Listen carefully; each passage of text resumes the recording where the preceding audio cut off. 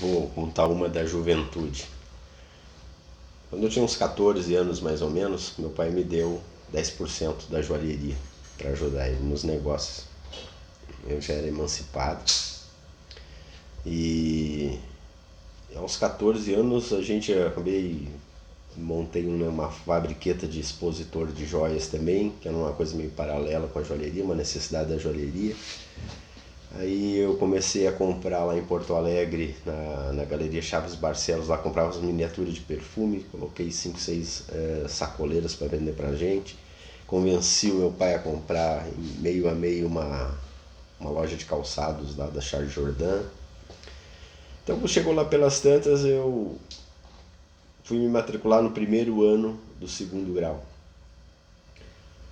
no La Salle, e a mãe me disse que não tinha vaga lá só para auxiliar de laboratório de análises químicas. Puta, eu fiquei puto da cara. Esse cara, troço de química não é a minha área, eu queria ou administração ou contabilidade, alguma coisa assim.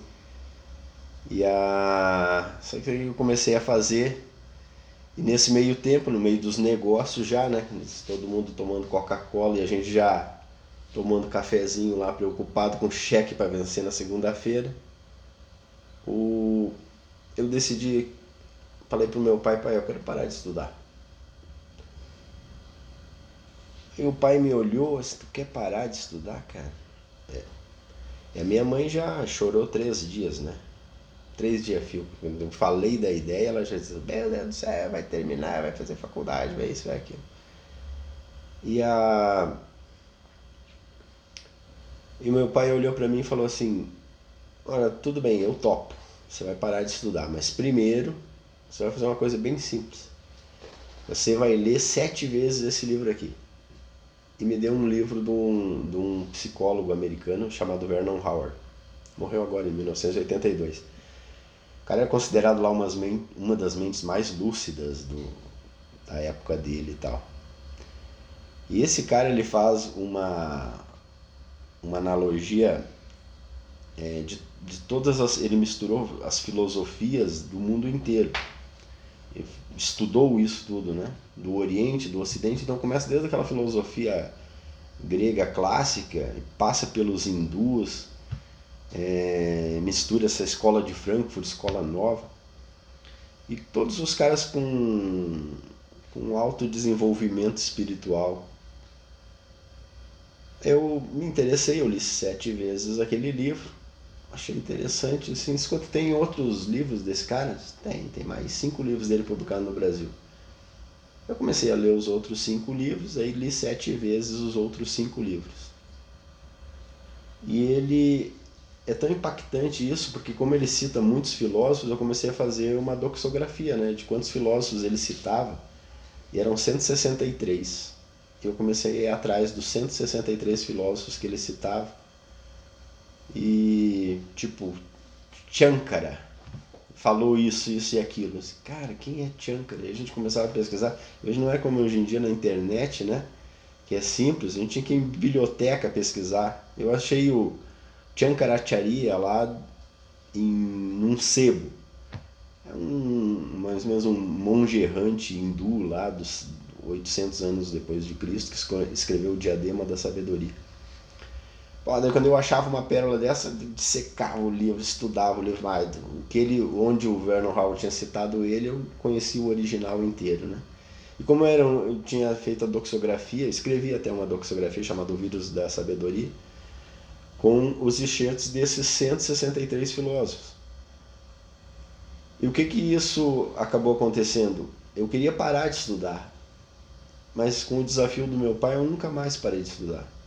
Só que é um jeito de pensar diferente, né? A filosofia, ela te ensina a como pensar. E você aprendendo a pensar, você aprende a não comer mais com farinha tudo que coloca na tua frente. Você é um questionador por natureza, né? Por quê? Por quê? Por quê? Até tinha um amigo do meu irmão que tinha a filosofia do tá e daí, era muito interessante. O pai dizia assim, esse guri é o guri mais idiota que eu já conheci na vida. Porque qualquer coisa que a gente falava, ele falava, tá e daí? Ah, mas eu vou fazer isso. Tá, e daí? Não, mas se eu fazendo isso acontece aquilo. Tá, e daí? Ah, mas então daí acontece outra coisa. Tá, e daí? Cara, não tinha nada que resistia a três tá e daí, se você olhar com profundidade mesmo, a uma análise filosófica de três tá e daí, realmente você não. Você aprofunda o cerne das coisas, o porquê você está fazendo alguma coisa. Não é porque dizem, não é porque está na moda, não é porque fala. A verdade vem, uma verdade posta, e você sempre analisa ela com o teu olhar crítico. Isso a filosofia ensina.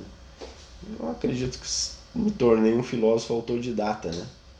E com relação a essa educação formal, hoje em dia tá muito vigente essa ideia, né? A gente nasce autodidata. E aí a escola acaba nos colocando num molde, acaba nos formatando do jeito como a escola determina que a gente deva pensar, né? Que a resposta certa é a resposta que o professor quer que você dê. E quando você aprende a pensar e a pensar por si mesmo, o mundo que se discutindo é muito maior. Esse hoje em dia até outro dia eu vi que o Vale do Silício, as empresas de tecnologia do Vale do Silício até dispensam hoje, não pedem mais currículo, né? Ele não quer saber da tua educação formal, quer saber das tuas skills, das competências que você acumulou. Isso é muito engraçado, assim, esse embate de competências versus educação formal. Eu acho que o mundo está dando um salto para melhor. Vamos ser todos autodidatas, porque a gente nunca deve parar de estudar. Não é uma coisa que você vai lá, conclui, pega o canudo e pronto. O empreendedor sabe disso. O empreendedor ele tem que estar o tempo todo estudando, senão ele já era. Obrigado.